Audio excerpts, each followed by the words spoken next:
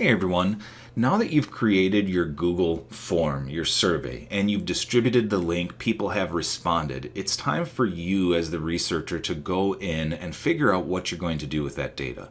So I have gone to forms.google.com and I'm signed in with my Google account here so that you can see a lot of the forms. All of the forms that you create with that Google account are saved here, just as a file. And remember, they are saved with whatever you use to describe them, even if the title on the actual form was different. So you'll see here was Sample Survey A and Sample Survey B.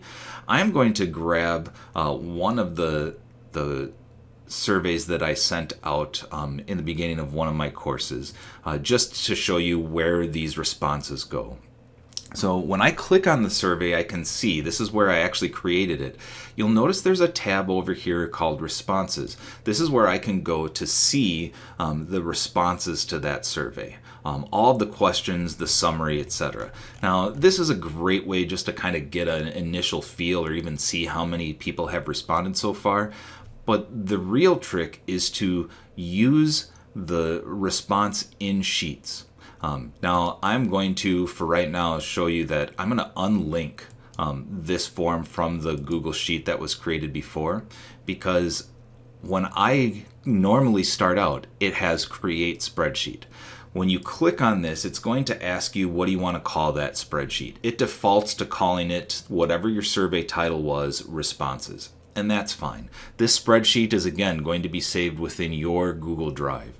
You can also select an existing spreadsheet if you want it added there. I'm just going to create a new spreadsheet. And it's going to open that spreadsheet so that I can view the responses. Now, this was just a sample survey. How many cups of coffee do you drink? You know, what kind of phone or computer do you have, etc. So sometimes people make mistakes when they created their survey, and instead of using a true Likert scale or linear scale with 1, 2, 3, 4, 5, they had a multiple choice that said, oh, not very good, very good, whatever they had to be. When they get the survey results, those multiple choice questions are going to be displayed as the actual text. So in some cases, you might want to use and select the column and say, I didn't want red, blue, green, orange. I wanted these to be numbered so that I could organize them somehow. You can use the edit feature, find and replace, and say, find every place in here where it is blue, and I want you to replace it with the number 1. And you can do this on all of the sheets or just the specific range. In this case, it's the range that I have selected right here. So if you wanted to manually select it, you could say, oh, I want it to be here or here.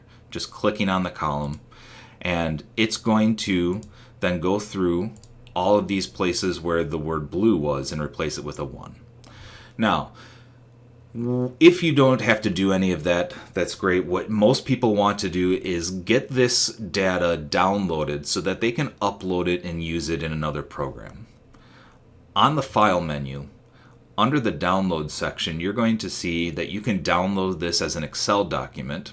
You might also download it as a comma-separated value document. Those are the two big ones for importing to other things. So a comma-separated value just takes all of it, turns it into text with commas in between each of the things. That's how most things use when you want to import something. Otherwise, you can just download this thing as an Excel file. And you'll see when I click on that, it's just going to open this exact same thing as a Microsoft Excel document. I could do whatever I needed to do there. In most cases, again, taking this information to a tool like SPSS in order to do the data analyzation. So hopefully that will help you. The big thing is going into your form, to the responses, creating a sheet. Once you get that into Sheets, going to File, Download, and picking the download format that you needed. It will then download that data to your computer that you can upload elsewhere.